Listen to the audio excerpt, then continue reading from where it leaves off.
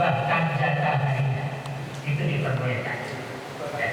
Diperbolehkan salah satu istrinya menghibahkan ke istri yang lain, itu diperbolehkan, dan itu terjadi dilakukan oleh istri Rasul yang bernama Saudah binti Zam'ah.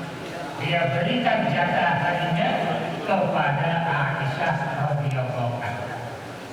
Karena Saudah memang sudah sepuh dinikahi Rasul, sementara Aisyah kita tahu satu-satunya istri yang dinikahi masih gadis, tentu umur mempengaruhi, sehingga Saudah yang merasa sudah tua, dia menghibahkan harinya untuk Aisyah radhiyallahu anha. Dia menyatakan, ya Rasulullah, qad ja'altu yaumi minka li Aisyah. Ya Rasul, aku menjadikan hariku bersamamu untuk Aisyah, sehingga dia tidak mengambil jatah. Karena itu Rasulullah SAW kalau nginap di rumah Aisyah 2 hari, 1 hari jatah dirinya, 1 hari jatah dari Saudah binti Zam'ah. Dan karena itu Aisyah radhiyallahu menjadi sangat kagum, sangat sangat bangga dengan Saudah binti Zam'ah karena harinya diberikan. Sampai dia menyatakan, ma ra'aitu ra'atan ahabbu ilayya an akuna fi islahiha min Saudah binti Zam'ah. Tidak ada perempuan yang paling aku cintai sehingga aku ingin seperti dirinya kecuali Saudah binti Zam'ah. Justru dengan begitu kerukunan akan terjalin dengan sangat baik. Bagi yang merasa tidak butuh, tidak merasa perlu, bisa memberikan kepada yang lebih muda. Dengan itu justru akan tercipta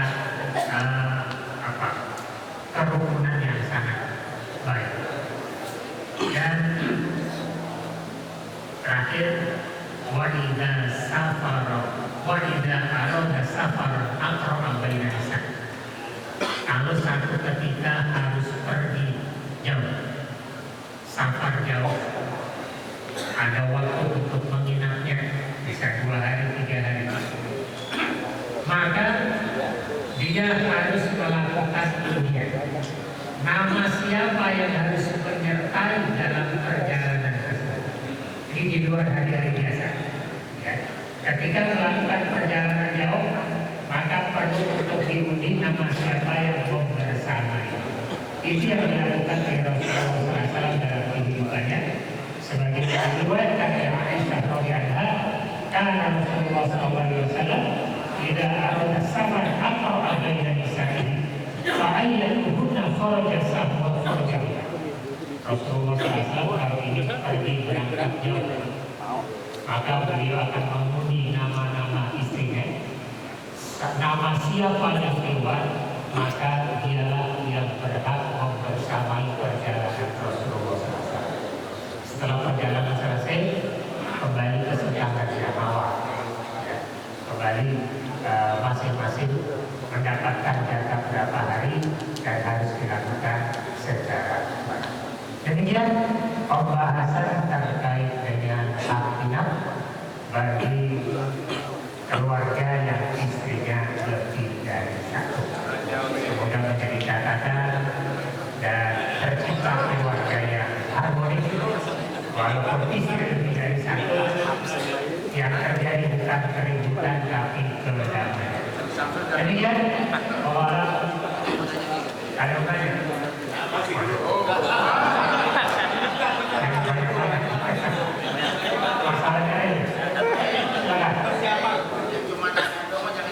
Assalamualaikum warahmatullahi wabarakatuh. Jadi dulu saya pernah nanya nih, kalau kita mau rencana punya bini lagi, sebaiknya nggak usah ngomong, katanya sama bini pertama. Kenapa? Karena katanya kalau kita ngomong lah, kalau mau diizinin. Kedua juga untuk menghindari inilah, masih ada rasa sakit hati. Ini kita nanya bareng sama Ustaz Nias.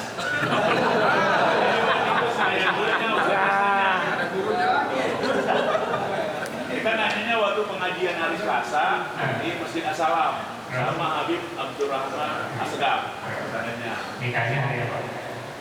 Kita nanya Habib, kalau seandainya kita rencana mau punya bini lagi ini sebaiknya kita ngasih tahu bini tua apa enggak gitu. Nah kata Habib jangan, karena nanti itu ya pokoknya pinter-pinter dah katanya gitu.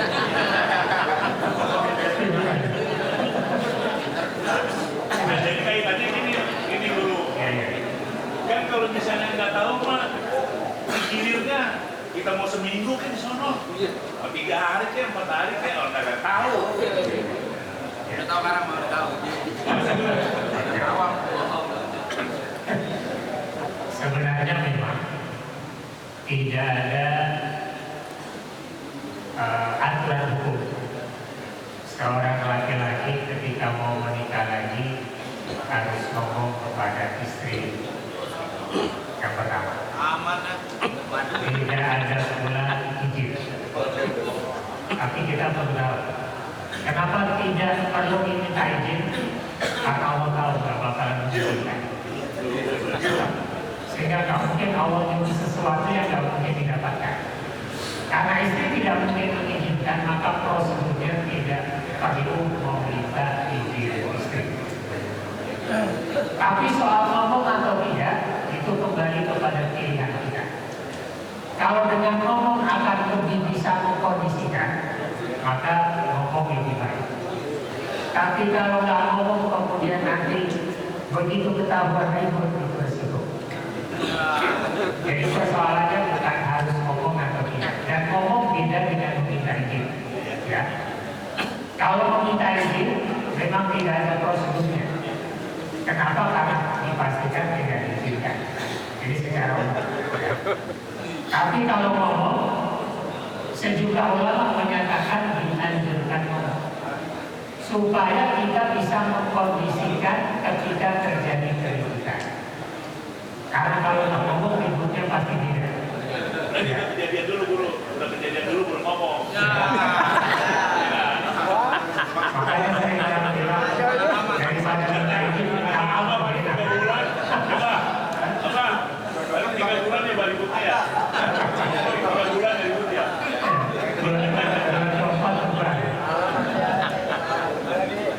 Sebenarnya kalau tidak ngomong kemudian nanti tahu sendiri, itu resikonya lebih besar. Ya. Walaupun tadi laki-laki bisa bilang daripada minta izin lebih mudah minta maaf. Tapi apakah dengan minta maaf kemudian persoalan selesai? Belum tentu. Yang kedua, ketika istri pertama tidak tahu, kemudian hak inap bisa kita atur, ini bertentangan dengan aturan syariat. Bukan soal tahu atau tidak tahu, ya. Tapi aturan syariat sudah sangat jelas. Ketika istri lebih dari satu, maka hak inapnya harus sama. Sehingga tidak bisa kemudian berhari-hari di istri kedua dengan alasan macam-macam kemudian baru balik lagi. Itu nanti yang dilanggar bukan hak istri, tapi aturan syariat Allah Subhanahu wa Ta'ala. Sehingga ngomong dianggap lebih baik, bahkan perlu mempersiapkan hatinya supaya bisa menerima kalau hal itu terjadi, kalau rencana itu dilaksanakan, sehingga tingkat keributan itu bisa diukur.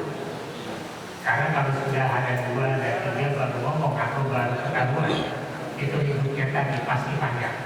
Tapi kalau siap dengan resiko itu nggak ada masalah. Gitu.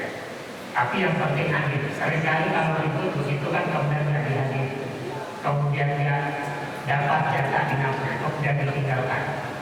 Jadi kemudian kita yang bertentangan dengan aturan syariat Allah. Jadi dari awal harus melakukan upaya untuk tidak tercipta keributan, dan aturan syariat harus berjalan secara baik.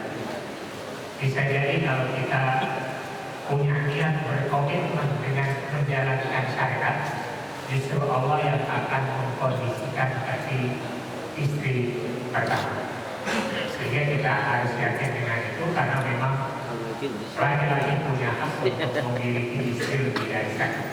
Ya, kuotanya sampai 4. Tapi itu kembali kepada masing-masing. Apakah dia siap berlaku adil atau tidak? Kalau tidak, tentu ada resikonya. Baik resiko di dunia maupun resiko di akhirat. Begitu jawabannya, memang tidak harus, tapi bisa lebih baik. Kalau tidak, ya tanggung sendiri resiko keributan. Coba? Karena yang punya lebih dari satu nggak banyak ya. Sehingga yang lain harus ada. Demikian orang dunia dimaafkan. Wabillahi taufiq wal hidayah. Wassalamualaikum warahmatullahi wabarakatuh.